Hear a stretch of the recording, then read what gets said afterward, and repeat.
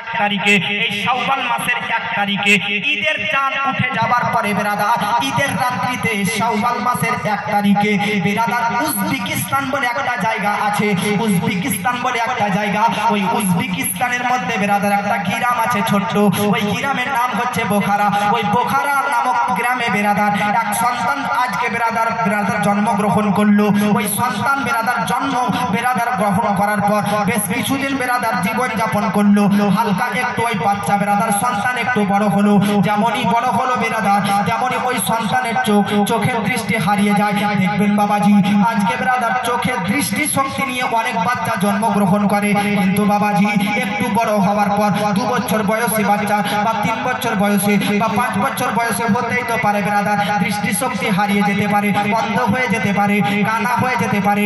কেউ জন্মগত অন্ধ হয়, কানা হয়, কেউ জন্মের পর বেশ কিছুদিন দেখে তারপর আবার অন্ধ এবং কানা হয়ে যায়। বাবাজি আমার বেরাদার একটা বাচ্চা উজবেকিস্তানের বোখারা নামক গ্রামে জন্মগ্রহণ করার পর কিছুদিন বেরাদার দেখার শক্তি আল্লাহ তাকে দান করেছিল, কিন্তু তারপরে ওই বাচ্চা শিশুর চোখ থেকে দৃষ্টি শক্তি হারিয়ে যায়, ওই বাচ্চা দেখতে পায় না, অন্ধ এবং কানা হয়ে যায়। বাবাজি সন্তান ছেলের বেরাদার যদি দৃষ্টি শক্তি হারিয়ে যায়, মা কি সহ্য করতে পারে বলেন বেরাদার? মা সহ্য করতে পারে না। বাপ সহ্য করতে পারলেও মা সহ্য করতে পারে না। ও মা, যে মা বেরাদার রাত্রে বেরাতে নিজে না ঘুমিয়ে বেরাদার বাচ্চার ঘুমানোর ব্যবস্থা করে, ও বাচ্চা নিজে না ঘুমিয়ে বেরাদার ওই মা বেরাদার নিজে না ঘুমিয়ে আগে দেখে বাচ্চা পেশাব করেনি তো আবার পায়খানা তো করেনি, তার কারণ মা জানে বেরাদার পেশাব যদি বাচ্চা করে দেয় তাহলে পেশাবার পানিতে ভিজে আমার বাচ্চা শুয়ে থাকলে জ্বর হয়ে যেতে পারে, বাচ্চা পায়খানা করেছে কিনা এই দুশ্চিন্তাতে মায়ের বেরাদার ঘুম হয় না বাল্যকালে যখন সন্তানেরা থাকে।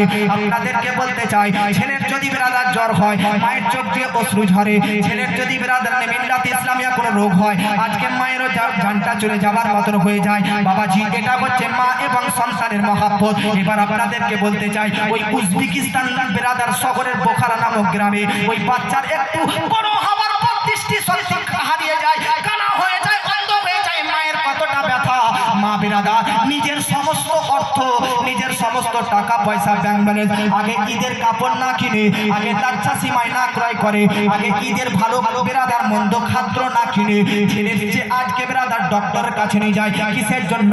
যাতে যেন ডক্টরের কাছে চিকিৎসা করলে হসপিটালে নিয়ে গেলে ছেলে দৃষ্টি শক্তি আবার আগেকার মতন ফিরে আসতে পারে।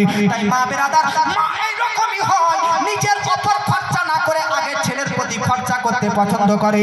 বাবাজি ওই মা ওই সন্তানকে ডাক্তার বাড়ি নিয়ে যায়, বহু চিকিৎসকের কাছে নিয়ে যায়, তবুও ওই বাচ্চার দৃষ্টি শক্তি ফিরে আসে না, ওই বাচ্চার ওষুধে কাজ হয়নি, ওই বাচ্চার ওষুধে কাজ হয় না। এবার মা মনে মনে করলো, মা মনে মনে চিন্তা করলো, দুনিয়ার সমস্ত দরজা যদিও বা বন্ধ হয়ে যেতে পারে, একটাই দরজা খোলা আছে, ওই দরজা হচ্ছে রবের দরজা। বাবাজি সব ডক্টরের চিকিৎসা আজকে বৃথা যেতে পারে, সব ডক্টরের আজকে বেরাদার ট্রিটমেন্ট ভুল হতে পারে, কিন্তু আল্লাহর ট্রিটমেন্ট কি ভুল হবে? জোরে বলেন, আল্লাহর আজকে বেরাদার শিফাতে কি ভুল হতে পারে? তাই বাবাজি ওই মা আর পৃথিবীর কোনো ডক্টরের কাছে না গিয়ে, চিকিৎসকের কাছে না গিয়ে বেরাদার এবার তাহাজ্জুদের পার্টিতে, তাহাজ্জুদের মুসাল্লাতে নামাজ আদায় করার পর প্রতি রাকাতে, প্রতি নামাজে, প্রতি রাত্রে আল্লাহর দরবারে দোয়া করে, শক্তি ফিরিয়ে দাও। আজ কিছু কিছু বাচ্চা বড় হওয়ার পর মাকে ভুলে যায় আর বলে মা কি করেছে আমার জন্য। আজ কিছু কিছু সন্তান বড় হওয়ার পর নতুন বউ ঘরে আনার পর বউয়ের কথায় মাকে গালি দেয়, বউয়ের কথায় মাকে চোখ দেখায়। আমি বলতে চাই ভাই রে, যে মা দেখা শিখালো সে মাকে তুমি চোখ দেখাও, যে মা কথা শিখালো সে মাকে কথা শিখাও, যে মা তোমাকে চলাফেরা শিখালো সেই মাকে তুমি আঘাত করো, কি করে করতে পারো? আল্লাহু আকবার। ওই বোখারা শহরের বাচ্চার আজকে দৃষ্টি শক্তি ফিরিয়ে আনার জন্য ওই মা প্রতি রাতে জেগে জেগে আল্লাহর দরবারে দোয়া করতে থাকে।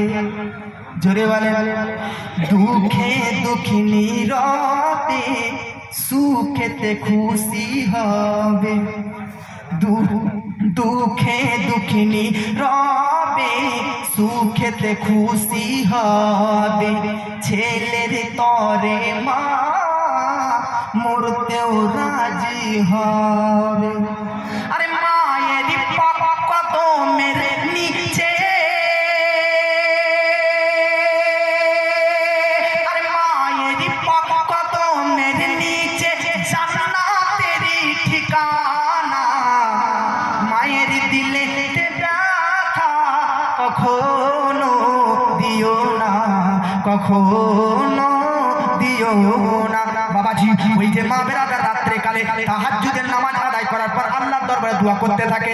মা আপনাদেরকেও বলতে চাই, আপনার স্বামী যদি অসুস্থ হয়, আপনার সন্তান যদি অসুস্থ হয়ে যায়, রাত্রে বেলাতে নির্জন কালে একাকীভাবে আপনি নামাজের পাটি বিছাবেন, উজু করবেন, তাহাজ্জুদের নামাজ সর্বোচ্চ আপনি যত পারবেন পড়বেন। তবে কমপক্ষে 4 রাকাত না হলে 8 রাকাত তাহাজ্জুদের নামাজ আদায় করার পর আল্লাহর দরবারে দোয়া চাইবেন। দেখবেন তাহাজ্জুদের নামাজ আদায়কারী ব্যক্তি বা ব্যক্তিনীর বান্দা বা বান্দির দোয়া যে কোনো আল্লাহর দরবারে কবুল হয়ে যায়।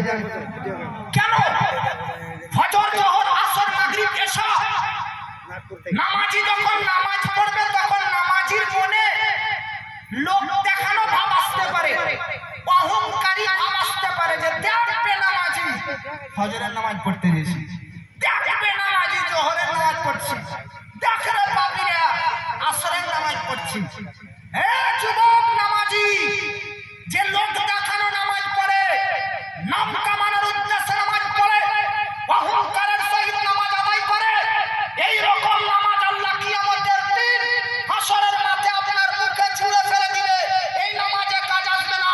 তবে হ্যাঁ, এক নামাজি ফজর, যোহর, আসর, মাগরিব, এশাতে লোক দেখানো ভাব করতে তো পারে, কিন্তু তাহাজ্জুদের নামাজ যে পড়বে সেই নামাজির অন্তরে লোক দেখানো ভাব আসে না। তার কারণ তাহাজ্জুদের নামাজ রাত্রের নির্জন কালে অন্ধকারে একাকী যদি কাউকে দেখানো উদ্দেশ্য থাকে তো একমাত্র আল্লাহ তাআলাকেই দেখার উদ্দেশ্য থাকে। এই জন্য ওই নামাজটা আল্লাহর দরবারে গুরুত্বপূর্ণ। যদি বলি ওই মা রাত্রে বেলাতে তাহাজ্জুদের নামাজ আদায় করার পর আল্লাহর দরবারে দোয়া করে, আর বাস্তবে তার দোয়া কয়েকদিন পর কবুল হয়ে যায়।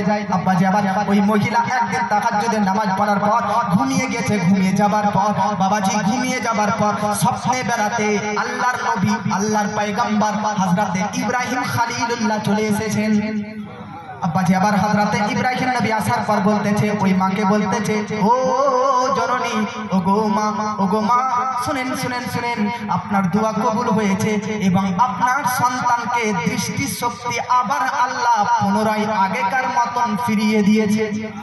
মা সকালবেলাতে ঘুম ভাঙার পর দৌড়ে ছেলের রুমে যায়, যে দেখতেছে বাস্তবিক সন্তান দৃষ্টি শক্তি ফিরিয়েছে।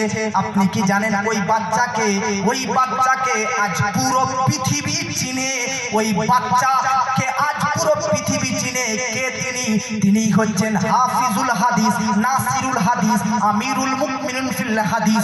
কুরআনের পর সবচাইতে দামি কিতাব বুখারী শরীফ, ওই বুখারী শরীফের লেখক ওই বাচ্চা বড় হয়ে গিয়েছে। জোরে বলেন, ওই বাচ্চা যেছে নয়, ওই বাচ্চাই বড় হয়ে হাদিস শাস্ত্রে এত জ্ঞান অর্জন করেছে যে তার হাত দ্বারাতে বুখারী শরীফের মতন একটা কিতাব লিখিত হয়ে গিয়েছে। জোরে বলেন, ওই বাচ্চাই হচ্ছে ইমাম বুখারী। কি নাম জোরে বলেন?